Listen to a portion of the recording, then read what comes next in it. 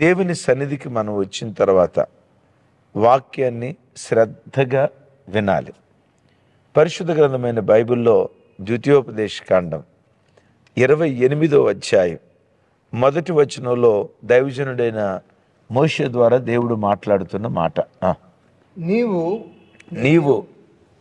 దేవుడని యెహోవా మాట శ్రద్ధగా విని నేడు నేను నీకు ఆజ్ఞాపించుచున్న ఆయన ఆజ్ఞలన్నిటినీ అనుసరించి నడుచుకొనిన ఎడల నీ దేవుడని యెహోవా భూమి మీదనున్న సమస్త జనముల కంటే నిన్ను హెచ్చించును.